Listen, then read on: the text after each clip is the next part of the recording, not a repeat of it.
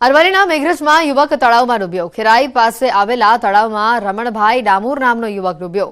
ભારે જહેમત બાદ મોડાસા ફાયરની ટીમે મૃતદેહને બહાર કાઢ્યો। યુવકના મોતથી પરિવારમાં શોકનો માહોલ છવાયો છે। અરવલ્લીથી સમાચાર આવી રહ્યા છે। યુવકના મોતથી પરિવારમાં શોકનો માહોલ છે। વધુ માહિતી મેળવીશું। હાર્દિક જોડાઈ ચૂક્યા છે ફોનલાઈન પર। હાર્દિક, જે રીતે વિગતો આવી રહી છે, તળાવમાં રમણભાઈ ડામોર નામનો યુવક ડૂબ્યો, કઈ રીતે ડૂબ્યો તેને લઈને કોઈ વિગતો અને પરિવારે યુવકને લઈને કોઈ પ્રતિક્રિયા આપી છે કે કેમ?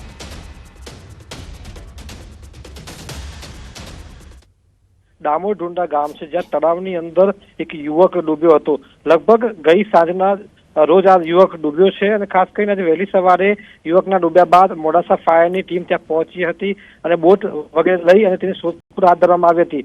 ત્યારે તેનો મૃતદેહ ઊંડા પાણીમાંથી મળી આવ્યો છે અને મૃતદેહને બહાર કાઢવાની સાથે જ પરિવારમાં આક્રંદ છવાયો હતો। ચોક્કસથી એક કારણ હજુ સામે નથી આવ્યું કે કયા કારણસર પગ લપસવાથી કે કોઈ અન્ય કારણ છે। એ તમામ કારણો માટે મેઘરજ પોલીસ હાલ તપાસ કરી રહી છે। હાલ તો પરિવાર જે મૃતદેહ છે તે પીએમ માટે ખસેડવામાં આવ્યો છે અને આગળની કાર્યવાહી હાથ ધરાઈ છે। જી હેતવી, બિલકુલ આભાર માહિતી બદલ। અમદાવાદના નરોડામાં માતા અને પુત્રનો આપઘાત સામે આવ્યો છે। ત્રીજા માળેથી પડતો મૂકી આપઘાત કર્યો। 8 વર્ષના દીકરા સાથે માતાએ આપઘાત કર્યો છે। દીકરા બાદ માતાએ પણ આપઘાત કર્યો। નરોડાના હંસપુરાનો આ બનાવ છે। પોલીસે ઘટના સ્થળે પહોંચી તપાસ હાથ ધરી। સારથી રેસીડેન્સીનો આ બનાવ છે। માતા માનસિક રીતે બીમાર હોવાની માહિતી સામે આવી છે। નરોડામાં માતા પુત્રનો આપઘાત સામે આવ્યો છે। વધુ માહિતી મેળવીશું। સંવાદદાતા ઋત્વિજ જોડાઈ ચૂક્યા છે ફોનલાઈન ઉપર। ઋત્વિજ, જે રીતે વિગતો છે, માતા માનસિક રીતે બીમાર હોવાની વાત અહીંયા સામે આવી રહી છે, પરિવાર તરફથી કોઈ નિવેદન? જી હજી વાત કરીએ તો આજે વહેલી સવારનો બનાવ છે। લગભગ 7:30 વાગ્યાની આસપાસ જે માતા છે તેને તેના 7 વર્ષના દીકરા સાથે આત્મહત્યા કરી છે। જે પોલીસની સમગ્ર ઘટનાની જાણ કરવામાં આવી હતી ત્યારે પોલીસ કાફલો ઘટના સ્થળ પર પહોંચ્યો હતો અને જે પ્રાથમિક તપાસ જાણવા મળી રહી છે કે જે મરણ જનાર મહિલા છે કે જે માનસિક બીમાર હોવાનું જાણવા મળી રહ્યું હતું અને તેની સારવાર પણ ચાલી રહી હતી। જો કે હકીકતમાં શું કારણ જવાબદાર છે તેને લઈને હાલમાં તપાસ શરૂ કરી દેવામાં આવી છે। પરિવારજનોનો કોઈ આક્ષેપ છે કે કેમ તેને લઈને પણ તપાસ કરવામાં આવશે। એટલે પરિવારજનો દ્વારા જો કોઈ આક્ષેપ કરવામાં આવશે તો પોલીસ દ્વારા તે બાબતે પણ તપાસ કરવામાં આવશે અને સમગ્ર મામલે પોલીસ તપાસ બાદ હકીકતનું કારણ જાણવા મળશે કે આખરે એવું તો શું કારણ જવાબદાર હતું કે આ મહિલાએ આત્મહત્યા કરવી પડી છે પુત્ર સાથે। જે મહિલાનો પતિ છે તે પણ હિંમતનગર હેડક્વાર્ટર ખાતે ડોગ સ્ક્વોડમાં ફરજ બજાવે છે, જ્યારે તેના સસરા છે તે પણ પોલીસ વિભાગમાંથી નિવૃત્ત થયા હોવાનું હાલમાં પ્રાથમિક તપાસમાં જાણવા મળી રહ્યું છે। એટલે હાલમાં જે સમગ્ર મામલે ઘટનાની ગંભીરતાને ધ્યાનમાં રાખીને પોલીસે અલગ અલગ રીતે તપાસ શરૂ કરી છે। ઉપરાંત બંનેના જે મૃતદેહ છે તે પોસ્ટમોર્ટમ માટે પણ મોકલી આપવામાં આવ્યા છે। બિલકુલ ઋત્વિજ, જ્યારે માતા અને પુત્રે આપઘાત કર્યો ત્યારે ઘરમાં કોઈ હાજર હતું કે કેમ તેને લઈને કોઈ માહિતી આવી છે બહાર? એથી આ સમગ્ર મામલે તપાસ કરવામાં આવી રહી છે પોલીસ દ્વારા કે આખરે એવું તો શું કારણ બન્યું હતું કે તેને વહેલી સવારે આ પગલું ભરવું પડ્યું હતું। ગત મોડી રાત્રે કઈ બનાવ બન્યો હતો કે કેમ, અથવા તો તેના જે પતિ છે તે પતિ સાથે કોઈ અણબનાવ હતો કે કેમ, માનસિક બીમાર હોવાની સારવાર ચાલી રહી હતી, પરંતુ તેને કારણે જે આ બનાવ બન્યો છે કે અન્ય કોઈ કારણ જવાબદાર છે। આ સમગ્ર બાબતોને લઈને અલગ અલગ દિશામાં પોલીસ દ્વારા તપાસ શરૂ કરવામાં આવી છે। બિલકુલ આભાર ઋત્વિજ માહિતી બદલ। જૂનાગઢથી સમાચાર આવી રહ્યા છે। પરિણીત મહિલાએ હોટલમાં આપઘાત કર્યો। મહિલાએ ઝેરી દવા પીને આપઘાત કર્યો છે। હોટલ સત્યમમાં પરિણીત મહિલાએ ઝેરી દવા પીધી। સારવાર મળે તે પહેલા જ આ મહિલાનું મોત થયું છે। નિશા પંચોલી નામની મહિલાનું મોત થયું છે। મૃતક મહિલા સાથે રામજી ચૌહાણ નામનો શખ્સ હોટલમાં સાથે હોવાની વિગતો બહાર આવી છે।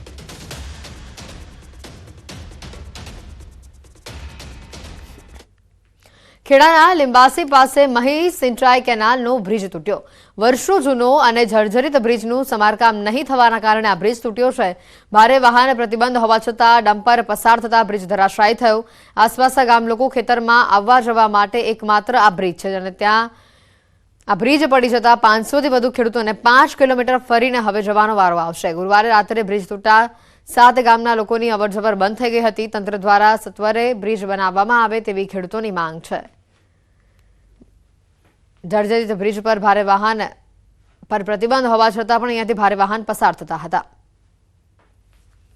તકલીફ એ જ છે કે આ બ્રિજની જ માથાકૂટ છે। આ બ્રિજના લીધે બધા ખેડૂતો 5 કિલોમીટર ફરીને હેડીને જાય છે અને સાધનો પણ 5 કિલોમીટર ફરીને લઈ જવું પડે છે। મતદાતા ઉમંગ જોડાઈ ચૂક્યા છે ફોન લાઈન પર. ઉમંગ, જે રીતે વિગતો આવી રહી છે કે ભારે વાહન પર પ્રતિબંધ હતો છતાં પણ આ બ્રિજ ઉપરથી ભારે વાહન પસાર થઈ રહ્યા હતા અને તેવા સમયે આ બ્રિજ તૂટ્યો છે. તો ખાસ કરીને જ્યારે આ બ્રિજ તૂટ્યો ત્યારે આ બ્રિજ ઉપર કોઈ જાતની અવરજવર હતી કે કેમ? કોઈને ઈજા પહોંચી છે કે કેમ? બિલકુલ ચોક્કસ સ્થિતિ વાત કરવામાં આવે તો ખેડા જિલ્લામાંથી પ્રસારિત જે બ્રિજ સિંચાઈની મુખ્ય કેનાલ છે જે પદ્મિત તળાવ દ્વારા પીવાનું પાણી છોડવામાં આવે છે તે કેનાલ ઉપર ગુરુવારે સાંજે બ્રિજ ધરાશય થવાની ઘટના સામે હતી. આ બ્રિજ ધરાશય થવા પાછળનું કારણ બ્રિજ જૂનો હતો અને તેની પર ભારે વાહનો પ્રતિબંધ હોવા છતાં ખેતરોના રસ્તા હતા, પણ તેમ છતાં ત્યાં આગળ અનલીગલ ડમ્પર ચાલતા હતા અને ડમ્પરના કારણે બ્રિજ ડમ્પર સાથે ધરાશય થયો હતો. ડમ્પર નહેરમાં ખાબક્યું હતું. જો કે ડમ્પરને તાત્કાલિક અંદર જે ઢાળવો હતો તેનો સો બચાવ થયો હતો, પરંતુ આ જે બ્રિજ છે તે તૂટવાના કારણે જે આજુબાજુના જે ખેડૂતો છે તેમને 5 કિલોમીટરથી વધુ ધક્કો ખાવાનો અત્યારે વારો આવ્યો છે અને તંત્ર દ્વારા બ્રિજને તાત્કાલિક બનાવવા માટે કામગીરી હાથ ધરવામાં આવી છે. જીએસવી બિલકુલ, મહત્વની વાત છે કે આજુબાજુના કેટલા ગામના લોકો આ બ્રિજ ઉપરથી અવરજવર કરતા હતા અને કેટલા લોકોને હવે આ બ્રિજ તૂટવાથી અસર પહોંચશે? ચોક્કસ થી વાત કરવામાં તો આજુબાજુમાં લીંબાસી, ભલાડા, વસઈ, રનાસર સહિતના જે ગામડાઓ છે તે લોકોને ખેતરમાં આવવા જવા માટે જે રસ્તો હતો તે મુખ્ય બ્રિજ જ હતો અને આ બ્રિજ તૂટવાના કારણે તેઓને 3 થી 4 કિલોમીટરનો ધક્કો ખાવો પડશે. અને કહી શકાય કે આ બ્રિજની પર ભારે વાહન પહેલેથી પ્રતિબંધ હતા, પરંતુ તેમ છતાં તેમના જે વાહન ચાલકો કેટલાક અનલીગલી ત્યાં આગળ ડમ્પરોની અવર જવર કરતા હોવાના કારણે બ્રિજ તૂટવાનું તેના સ્થાનિકો જણાવી રહ્યા છે. આભાર ઉમંગ, માહિતી બદલ. અમદાવાદ શહેરના રોડ રસ્તા બિસ્માર બની રહ્યા છે. એએમસીના વિકાસના દાવા પોકળ સાબિત થઈ રહ્યા છે. એસજી હાઈવે વિસ્તારમાં ખરાબ રોડથી વાહન ચાલકો પરેશાન થઈ રહ્યા છે. બિસ્માર રોડથી ધૂળની ડમરીઓ ઉડી રહી છે. જર્જરિત રોડથી વાહન ચાલકોને અકસ્માતનો ભય પણ સતાવી રહ્યો છે. મહત્વનું છે કે પ્રહલાદનગર વિસ્તારમાં નવું ફૂડ કોર્ટ બનાવાયું છે. એ જ રોડની હાલત અત્યારે ખસ્તા છે. અમદાવાદના વાયએમસીએ ક્લબથી કર્ણાવતી ક્લબ તરફ જવાનો રસ્તો પણ અત્યંત ખરાબ પરિસ્થિતિમાં છે. જો બીજી બાજુ અમદાવાદ શહેરના રોડ રસ્તા સુધારવા માટે કોર્પોરેશન રાત દિવસ દેવ દિવાળી પછી કામે લાગી ગયું હોવાનું સ્ટેન્ડિંગ કમિટી ચેરમેને દાવો કર્યો, તો પછી આવા રસ્તાની હાલત કેમ છે તે ઘણો મોટો સવાલ ઉભો થઈ રહ્યો છે. તહેવારો પૂર્ણ થઈ ચૂક્યા છે છતાં અમદાવાદ શહેરના રસ્તાઓ બિસ્માર હાલતમાં જોવા મળી રહ્યા છે. આપ જુઓ, રસ્તાઓ પર એ પ્રકારની હાલત ખરાબ છે કે આજે પણ રોડ રસ્તા ખરાબ હોવાને કારણે લોકો ખૂબ જ મુશ્કેલી અનુભવી રહ્યા છે. અહીંથી પસાર થવું ખૂબ જ માથાનો દુખાવો ભર્યું કામ થઈ ચૂક્યું છે.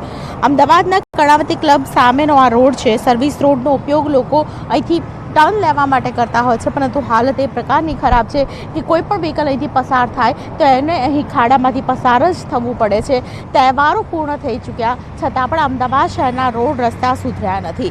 અમદાવાદ શહેરની તાસીર અને તસવીર બદલાઈ, પરંતુ આજે પણ જુઓ કે લોકોને આ પ્રકારની પરિસ્થિતિમાંથી અહીંથી પસાર થવું પડે છે. કેવી રીતે અહીંથી પસાર થવું તે વિચારવું પડે છે, કારણ કે રોડ રસ્તાની હાલત એટલી બધી ખરાબ છે કે સર્વિસ રોડ પર આ પ્રકારની પરિસ્થિતિને કારણે અહીંથી પસાર થતા લોકો છે દરેક સમયે એક જ વાત કહે છે કે અમદાવાદ